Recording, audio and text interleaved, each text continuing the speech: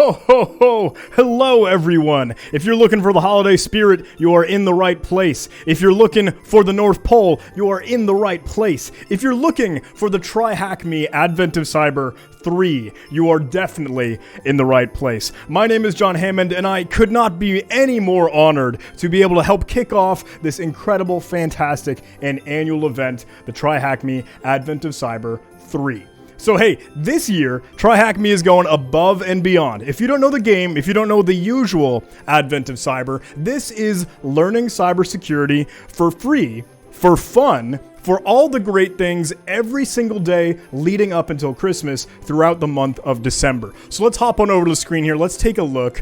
There are prizes this year, over $15,000 worth of prizes, and that's insane. Of course, absolutely free, all online, accessible to anyone, and you get a lovely certificate all along the way. They've got some incredible co-creators. We've got Neil Bridges, we've got Insider PhD, Cybersecurity Meg, Nomsec, Tiberius, Husky Hacks. You've got My Ugly Mug in there. This is going to be a ton of fun. So hey, we're getting into some super cool stuff this year. There are some topics that we're going to end up covering: web exploitation, network exploitation, OSINT or open source intelligence, cloud hacking, and a little bit of blue teaming. So, Advent of Cyber, as I've said it before, it's all about having fun, getting new people interested in cybersecurity, exposing them to new technology that they might not have seen before, and all of this is meant to be beginner friendly. It's going to be guided walkthrough tasks, things that you'll be able to actually understand as you read through it and, grok something new that you might not have seen before. The challenge listing is insane. The prize pool is insane. There are so many great things about this and some incredible people behind it. CompTIA is backing this, Offensive Security, BC Security, and of course, the one and only TryHackMe hosting this Advent of Cyber 3. So you can check out this link. The page that I'm looking at right now is on tryhackme.com/Christmas. And the fun will get started on tryhackme.com in their Advent of Cyber room, which will get started on December 1st. So hey, I know what you're here for. I know you're excited and you're ready to jump into day one of the TryHackMe Advent of Cyber. So let me bring you down the rabbit hole here. I'm gonna hop over to the tab that I've got this room open in, and let's get it started. I'm gonna open up this task 1 here, Introduction, where it just says, hey, welcome to the Advent of Cyber 2021. If you want to get your eyes on that incredible certificate that you might be able to pull out, share it on LinkedIn, share it on Twitter, share it on Facebook, share it on all of the socials. That's what it's going to end up looking like. And all of these other co-creators, Cybersecurity Meg, Husky Hacks, Neil Bridges, etc., we're going to be either producing challenges or videos or both for this event. So, hey, you might be able to see some cheesy stuff that I was able to pour into it, and some other incredible people bring in some great concepts here. Looks like we just need to read the above and check out the sponsors. We can mark that completed. And great, I've got my TryHackMe streak going. Excellent. You want to follow them on social, right? Check it out, all the great things that are going to be happening in TryHackMe Advent of Cyber. Follow on LinkedIn, yes. Follow on Discord, yes. Follow on Twitter, yes. Subreddit, yes. I am cyberstalking you, TryHackMe.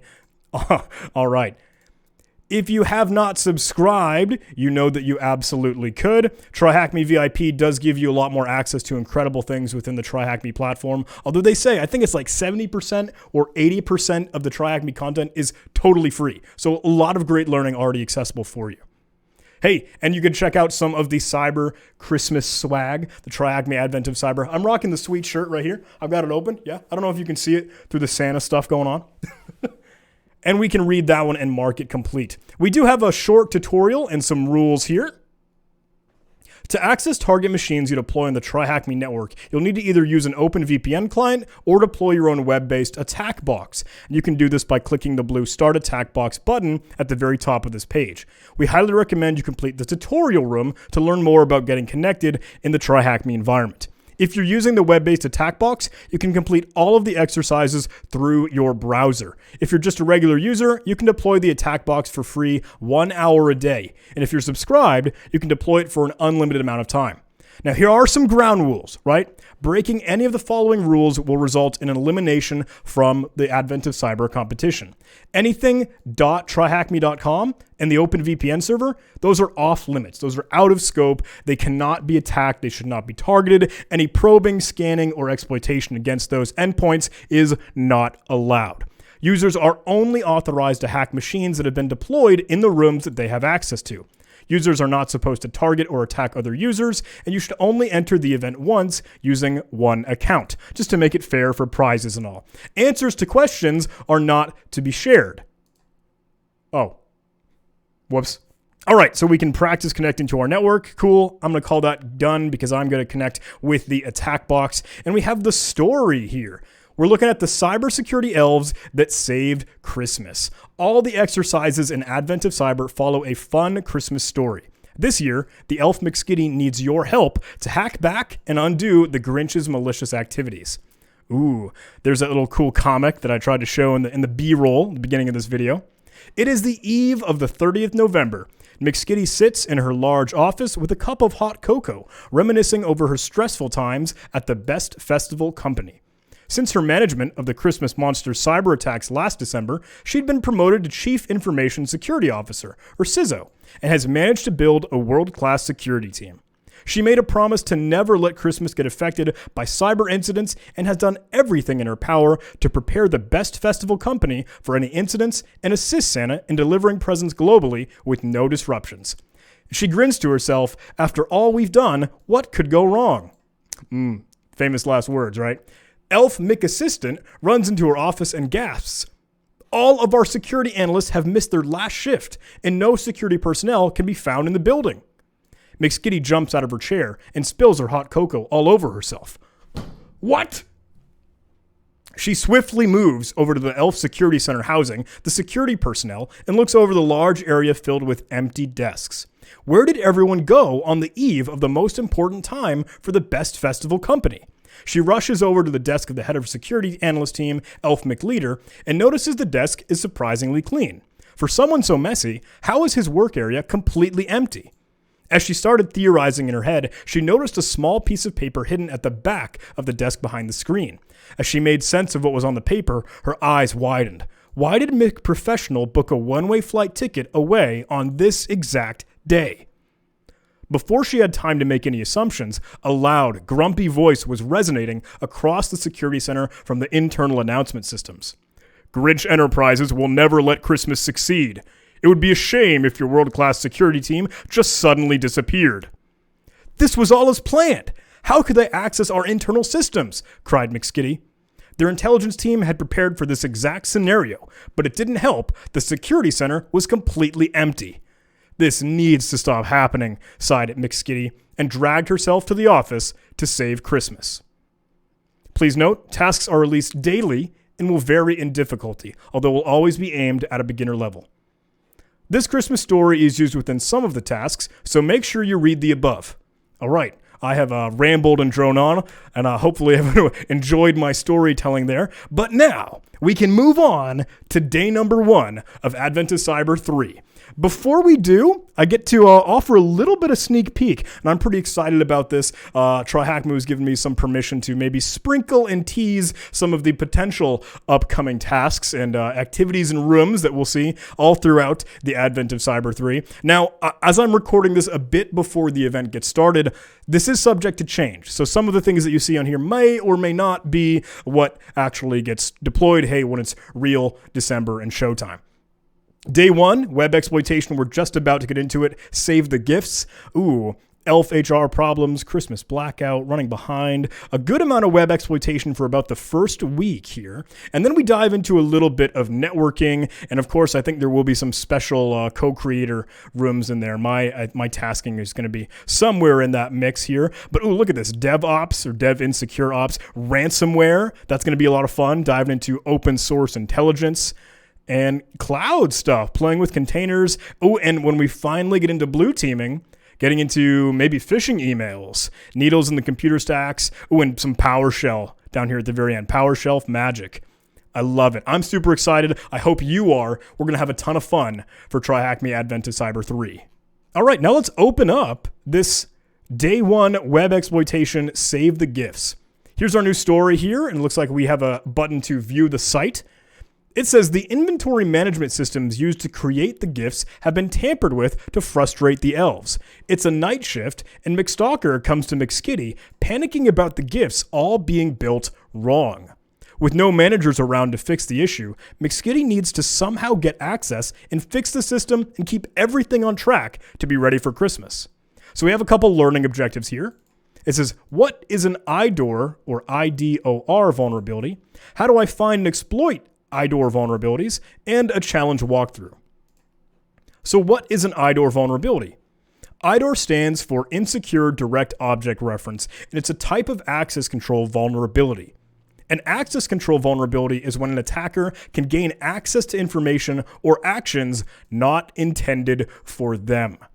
An IDOR vulnerability can occur when a web server receives user-supplied input to retrieve objects, right? Files, data, and documents, but too much trust has been placed on that user-given input. And the web application doesn't validate whether the user should, in fact, actually have access to that requested object. So, how do I find and exploit IDOR vulnerabilities? Well, as previously mentioned, an IDOR vulnerability relies on changing user-supplied data. This user-supplied data can be mainly found in the following 3 places, sometimes in a query component. A query component data is passed in the URL when making a request to a website. Take, for instance, the following screenshot of a URL. And you can see this here. Here's an address bar with HTTPS as a schema to go to a website, reaching a profile endpoint, but the question mark is denoting an HTTP GET variable. It's passing a parameter or an argument to this page, this /profile. And it's asking for an ID as a parameter or supplying that. Again, user supplied input. And anyone could really just pass in whatever value they wanted to for that ID number. Here you can see it's being set to 23. And TryHackMe in the room in the task here defines this, breaks it down, and explains, here we can see the /profile page is being requested, and the parameter ID has a value 23 being passed in. The page could potentially be showing us personal user information, their profile, right? But changing the ID parameter to another value, maybe there's the potential for us to view another user's data. That is especially dangerous in this case exactly, right? Because that ID is only referenced by a number, 23. But you could just as easily kind of toggle that up and down, maybe bounce or increment or decrement that number and see what might be available at profile ID number 22. Or maybe dialing it all the way back. What about profile ID number 1? Will that be the administrator or the original creator of this whole application? That could be dangerous, and that is the damage that could be done by IDOR, or an Insecure Direct Object Reference. Here's an example showcasing some post variables. We were just discussing an HTTP GET variable, but if we took a look at this maybe within an HTML form, examining the contents of forms on a website can sometimes reveal fields that could be vulnerable to IDOR exploitation. Take, for example, the following HTML code for a form that updates a user's password. Here, you can see some HTML with a post method going to a /update password endpoint as the action. Now, if that input field, there's actually an element, an HTML element supplied here that's intended to be hidden, not supposed to be shown on the web page, but you, shady hacker, you pressed F12 on your keyboard, or you right-clicked to view source, or hit Control-U to open it up, or inspect element, right? And you found, hey, the user ID parameter, currently the value is 123, but you could manipulate that if you knew how to, right? That's the idea. You might change the password for your account intended as ID 123, but again, what if you change that to 124, 125, or ID value 1, or 0 even? You never know. That's worth tinkering and playing around with. You can see from the highlighted line, the user's ID is being passed to the web server in a hidden field. Changing that value from 123 to any other user ID might result in changing the password for a completely different user account. And you could then compromise that account, take over its session. You could do some damage with that. Another great example are cookies. If you were to stay logged in a website, such as this one, such as TryHackMe, cookies are used to remember your session. That's how your browser knows you are who you logged in as, and it kind of keeps track of you interacting with that web page. Usually, this involves sending a session ID, which is a long string of random or hard-to-guess text, like FDB28452, yada, yada, yada, right? Kind of looks like a hash or some computed value. The web server securely will use this to retrieve your user information and validate your session. You are who you say you are. Sometimes, though, less experienced developers might store user information in that cookie value itself, like the user's ID or your role or permissions. Are you an admin user? Are you a developer? Are you just a simple read access? Maybe that could be manipulated in the cookie. Changing the value of this cookie could result in displaying another user's information. You can see below how this works. And here they offer a GET request, simple HTTP, the raw protocol here. It's applying a cookie with the user ID 9, and it will return, hello, John. But if we were to change this, because you, again, could manipulate this, if we change that user ID to 5, a different number, we get a different user account returned back to us. Martin, in this case, rather than John. Now, an IDOR in the wild. If you ever see a product, user, or service identifier in the URL, that is something that you really, really should test. Poke at it, tinker with it, just explore, bump the number up and down.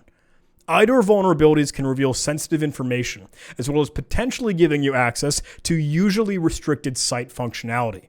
For security researchers, IDOR vulnerabilities can be impactful, and reporting them can yield a good bug bounty. See this article, and there's a link to it here on TryHackMe's page.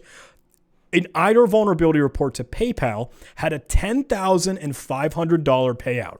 I'll go to that page here. Looks like this was written in February 22nd, back in 2020. The top 25 IDOR bug bounty reports. In this article, we'll discuss all these potential vulnerabilities, and this explains it just a little bit more in a different way here. And this looks like it even emphasizes some blind versus generic or reference to objects, different types of this IDOR.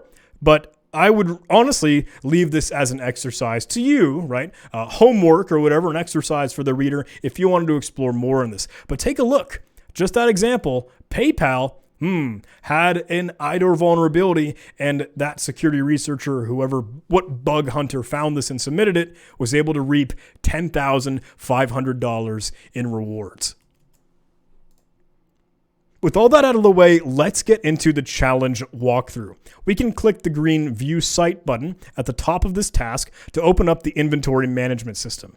Here you'll find a mock web browser on the completed orders page showing images of the toys which have been made incorrectly due to the Grinch's tampering.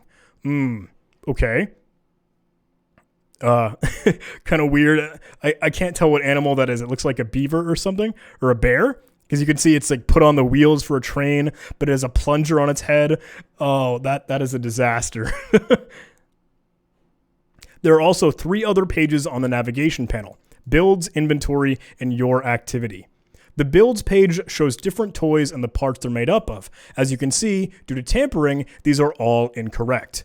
All right, we should fire this up before I start to read on, because it will kind of walk through what we're looking at. But let me go ahead and click that View Site button. And there we go. Looks like it opened up in a other tab here. And I'm going to have to zoom out just a smidge so we can see all of this. But okay, we have the Builds page. Yep. As it referenced here. The Inventory page lists the individual items with their corresponding SKU codes. SKU, right? Train base, teddy bear head. Oh, it's a teddy bear. Okay. I don't know why I thought it was whatever I thought it was. As we learned above, an IDOR vulnerability requires changing some kind of user input. Out of all the pages we can navigate to, the only page input that could be altered is on the Your Activity page. Oh, we haven't clicked on that yet. See how this URL at the very, very top would change as I navigated around? Notice that this one has the same exact get HTTP sort of schema. It looks like a /activity endpoint, but the question mark denotes an HTTP get variable, and we're specifying user ID as a parameter to pass in being set to the number 11. Try changing the user ID value in the address bar, and you'll see that the web application tries to load another user's information. Try different numbers between the values 1 to 20 until you find a user who could have been responsible for tampering on the system.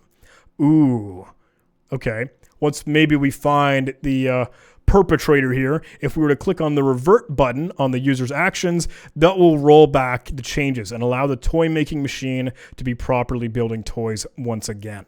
Once all the challenges have been once all the challenges have been reverted, you'll be rewarded with the flag, which can be entered below. After finding Santa's account, what is their position in the company? That's our first kind of question here. So, okay, let's go and start to mess with this. I'm going to get my handy dandy pen here and kind of showcase what it is that we're looking at. I want to zoom in on... Okay, so this is the sweet spot that we were just talking about, right? The user ID and that value that's being set there. Right now, the value is 11, but we could very well change that to anything that we might want. In fact, let's try and, again, bump that number up to, say, 12. Okay, but that user is not found. Maybe we could bring it down to then 10. I'm hitting enter, but that user is still not found. How about 9? Oh. Okay, it immediately found the Grinch here, but I want to be finding Santa right now. So let's try 8. No. All right, let's go to the very, very top, kind of like we were discussing. We could try 0. No dice. We'll go to 1. Oh, and there's Santa. Okay, cool. So we can see, hey, Santa's position right here is the boss. And let's go ahead and submit that. The boss with an exclamation point. Go ahead and submit. Excellent. Now, after finding McStalker's account, what is their position in the company? All right, so we need to go find another user ID. Let's switch this back to try employee number 2. Oh, and I missed the equal sign there. You can see, hey, it does require a parameter being set. It absolutely requires that equal sign there. So 2 does not have a user. 3, that finds McStalker, and there he is. I see him as the build manager. Let's enter that. Go ahead and submit. Nice. And after finding the account responsible for tampering, what is their position in the company? Ooh, we did see the Grinch at user ID number 9. So let's enter that. And now we can see all of the damage that he had done, right? Hey, this was the SKU change, inventory being changed and manipulated, but his position is really what we're interested for this answer right here. So the mischief manager is what we need to go ahead and supply. Mischief manager, submit that. What is the received flag when McSkitty fixes the inventory management system? Okay, and that is hitting the revert button as it suggested just above here. So that's all these guys. We can go ahead and just click on each one of those. Revert, revert, revert, revert, revert, revert. There it is. McSkitty has fixed the inventory management system, and we have our flag right there. All right. Looks like we did that. Looks like we won. I'm going to go ahead and copy this, select all that text there, scroll down and slap it in. Submit. If you want to learn more about IDOR vulnerabilities, we suggest trying out this room. It looks like TryHackMe already has a room to showcase this. I'll go ahead and open that in yet another tab. Learn how to find and exploit IDOR vulnerabilities in a web application, giving you access to data that you shouldn't have. Looks like this is a subscriber-only room, so if you are interested in that, looks like you might be able to get a little bit more access to all that TryHackMe offers here. But let's go back, and let's review the very, very end here of this task. Tasks are released daily, but each day might get progressively harder. Of course, they are all still guided with walkthrough videos, just like this one. You can come back tomorrow, December 2nd, for day 2's task. So we'll mark that complete, and then we can start to tackle day 2 tomorrow, and we'll keep cruising through all of the other fantastic and awesome things that the TryHackMe Advent of Cyber 3 has in store for us.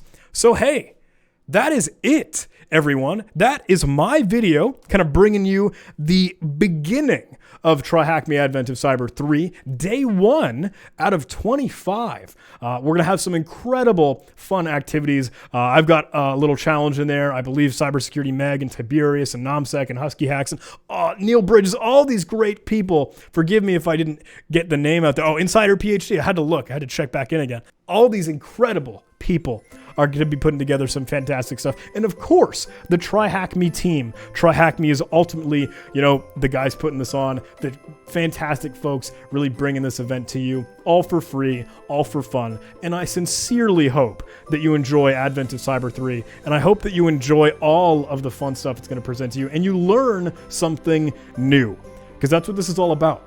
That's what all of this. Hey, I know we're going to have some fun with the season of giving, spending time with friends and families, but it's still pretty cool to hack away at the keyboard, do some cyber stuff.